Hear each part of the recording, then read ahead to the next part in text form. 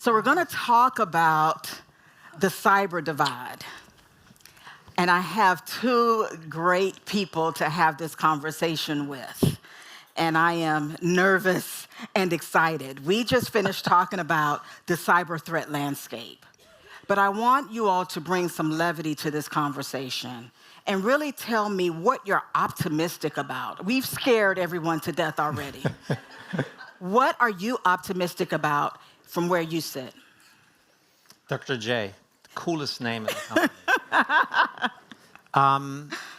I heard a lot of optimism. I listened into the panel earlier. There was optimism. There was optimism about we have AI at our fingertips. And I would reiterate that. I think that's very important. But back to the title of this particular session.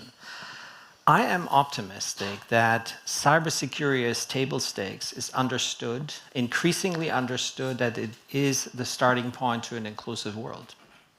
Because if you are a first-time user of a digital tool and you get defrauded, or the 10th time, or the 100th time, but somewhere early on your journey, you're going to not trust this new solution. You're going to look at this phone and say, can I trust this? What happens? I just lost this money and I don't know who to call, what to do. Which was so good to hear from Lisa about what they're doing on actually educating people. So that is something to worry about, because it will not lead to an inclusive world. That was not understood. When we had, this is the 5th edition of the Global Inclusive Growth Summit. What did we talk about? Let's, everybody come together and then include everybody, but that's half the work, not even half the work. So now that is, where's the optimism in that we're now actually talking about the importance of cybersecurity in terms of getting everybody in. There should be not a cyber divide. We used to talk about the inclusion divide. Now we're understanding it has very different components. There's a fundamental access problem. We're pretty good at it. We solve for like 2 billion people, Mastercard 1 billion out of the 2, and now that. Now, I'm also optimistic that across the broader ecosystem of people that deal with the digital economy. Why am I sitting here with a tie? That's not normally me. I just came from a meeting with the head of the ECB. I thought it was me, but go ahead. Madame Lagarde was very happy. I wore a French tie. So, no, seriously, within minutes, we came to the topic of cybersecurity is an important leveler for everybody to come in. It's a democratizer. And if you make these solutions available to be simple and easy and cost-effective to small business, which you talked about earlier, I think that understanding is now there. And a lot of people are saying this is table stakes. Matthew said it earlier on. So there's a lot to be optimistic about. And we have more technology at our fingertips now to do it. Now, in Mastercard, you know this because you do this for a living. We think about this every single day. Keep the people that are on our network safe and secure. But mind you, that is not our ambition. That is, again, table stakes. The ambition is really to pull more people in. And why do we do that? Because fundamentally growing our business is by including more and more people in more places into the digital economy. So kind of this is how the circle closes.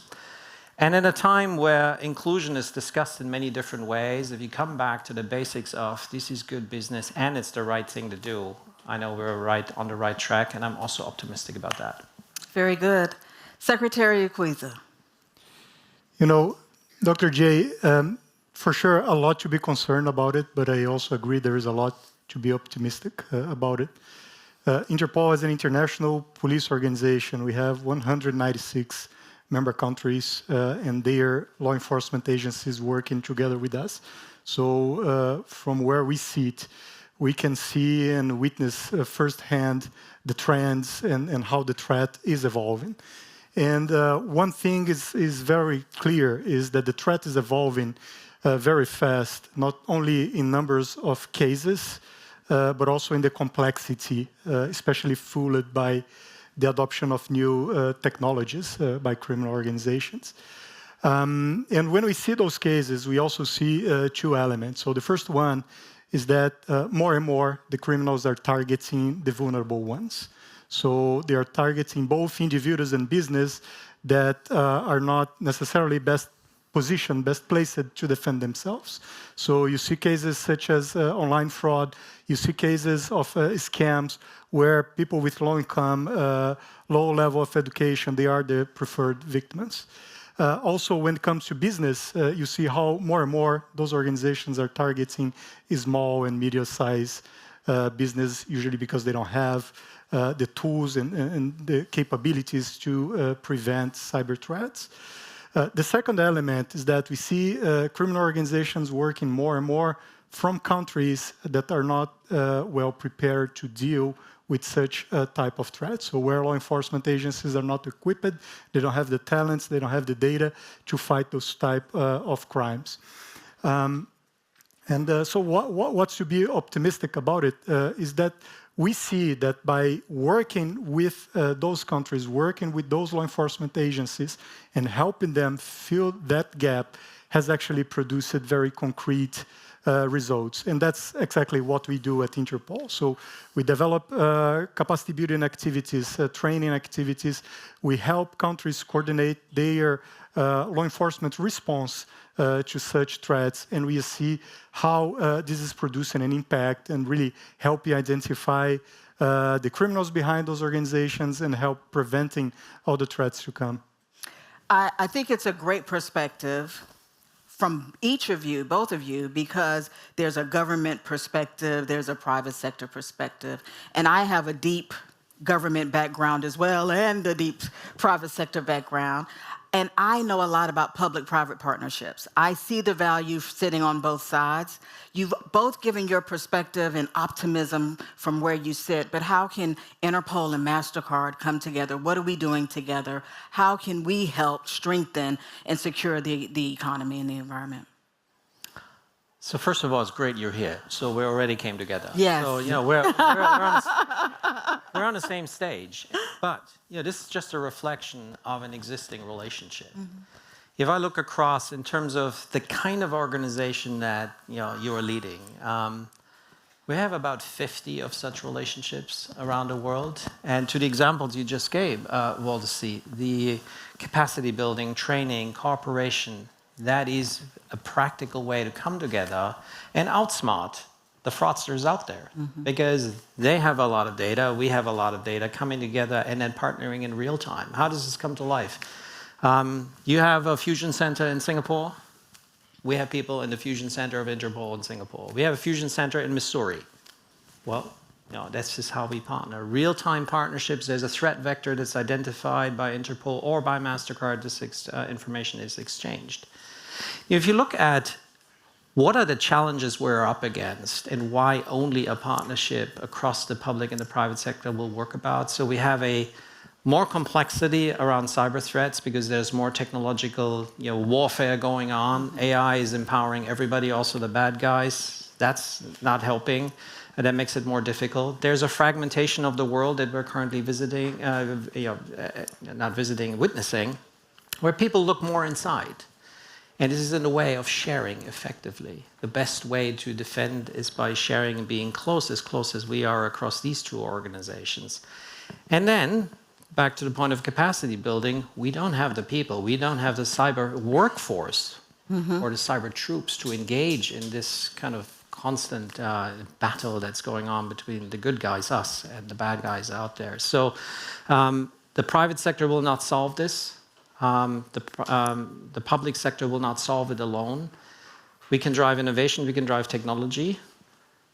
The public sector can provide the guardrails and the enforcement, and that is particularly important. So if we can identify the bad guys, Interpol can go after them. So I think this is very, very critical. It's one of such examples, but this has to be the way that partnership goes. But I want to give you one other perspective. So this is the Global Inclusive Growth Summit. So if you were to ask for a show of hands in this room, who's from a NGO, who's from civil society, who's from other aspects of important forces in society that can influence where the direction of travel is? It has to be broader. Philanthropic money helps. It helps in long-term business cases. That's probably not what the private sector will immediately choose. Mm-hmm. But it can unlock and deal with some risk. And then you have a partnership between the private sector and NGOs where you start to self-regulate a bit and say, what are some good principles? Those come out of these conversations. If you very practically take the Gates Foundation and you take a technology company, we'll divide some principles together, and then we put that out until the regulator is ready to put out actual rules. So partnership is absolutely critical. Over the 5 years of the Growth Summit, we have brought those people together, and that is a journey that we will need to continue to pursue, and probably at even higher speed, because technology forces us to be even further ahead. I agree. From the seat that I sit in, the adversary is sharing all over the place. It's Right. free for all. We are going to share and attack. So why shouldn't we share?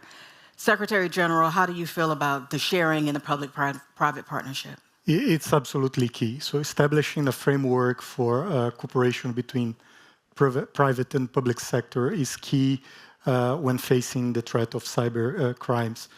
And it is a way that we can, as Michael said, foster collaboration on data sharing, on experience, on resources as well.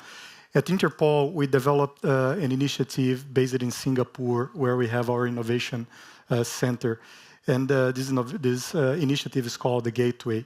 And there we have, working side by side, members from law enforcement agencies from different countries, together with selected private entities, working on assessing the threat, trying to identify ways of facing it, and especially sharing data that is necessary for law enforcement to conduct investigative activities.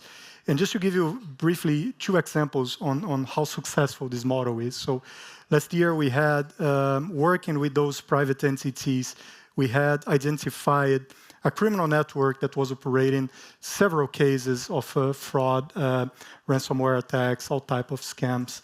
And working together, we were able to engage 95 countries, so law enforcement agencies from 95 countries, and we worked together on the investigation.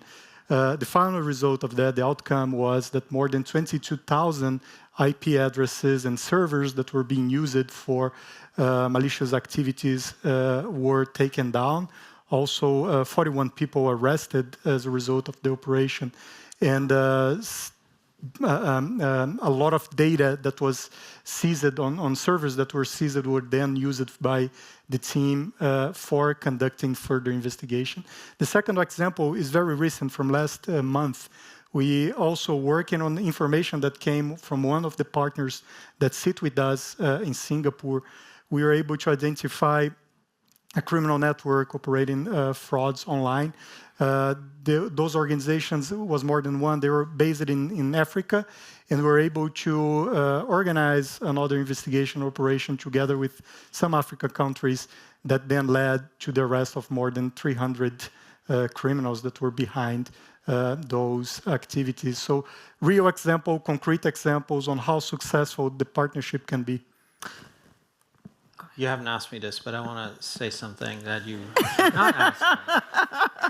You got to listen to what we just said, and it might feel like, yeah, this is a cozy reality, we're all working together, it's all good.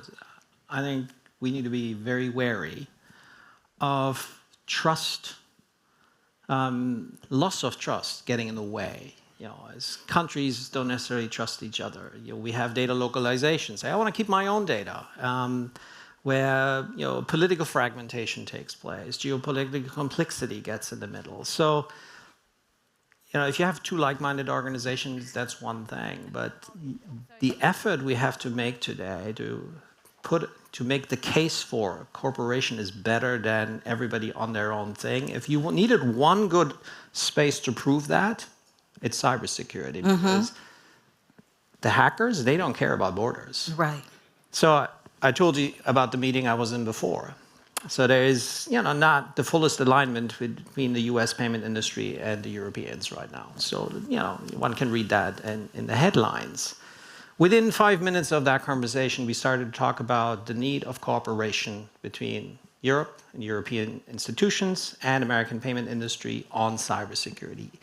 Today, there is one unifying topic that most people can agree on. It is cybersecurity, but it takes effort. It's not easy, and you've got to lean in. And this is an excellent example of how it can work.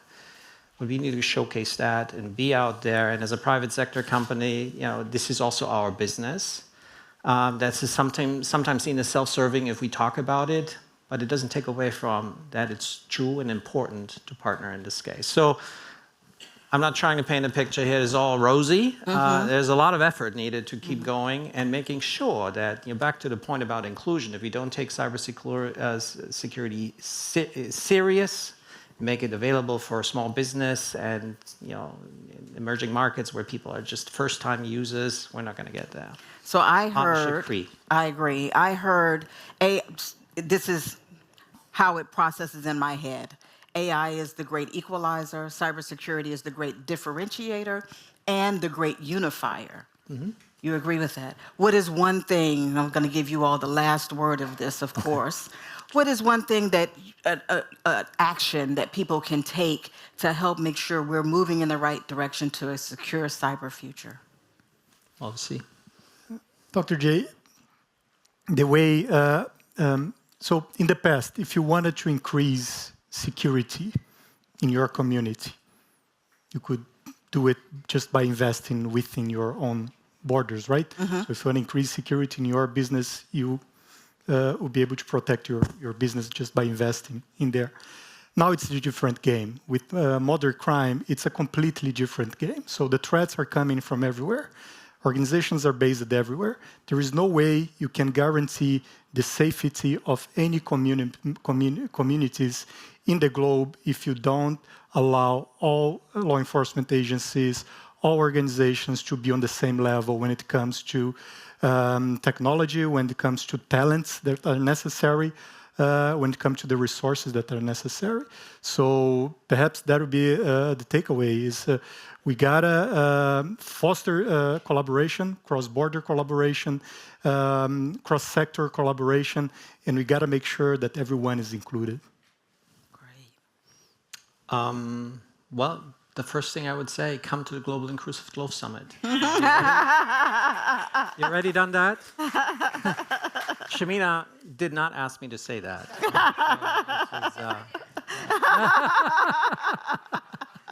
She wanted to. I'm sure she wanted to.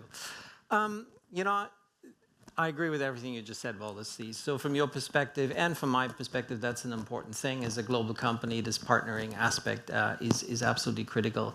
One other thing that I add from being previously the head of products at Mastercard, I think a principled approach in private sector, in fintech, in startups, people that innovate around cybersecurity or people who innovate around any kind of financial solution to start with, that safety and security by design needs to be a principle.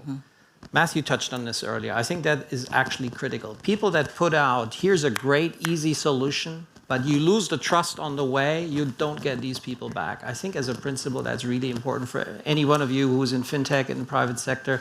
I think pushing that through is a really important thing. It's part of our product design process, and it should be for everybody.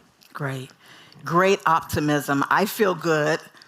Really, really good. You asked for you didn't ask the other side. I worry about a lot of things. I already know what you worry about. I appreciate both of you. Thank you all so much. Hopefully, you all got some great takeaways from this as well. Thank you. Thank you. Thank you.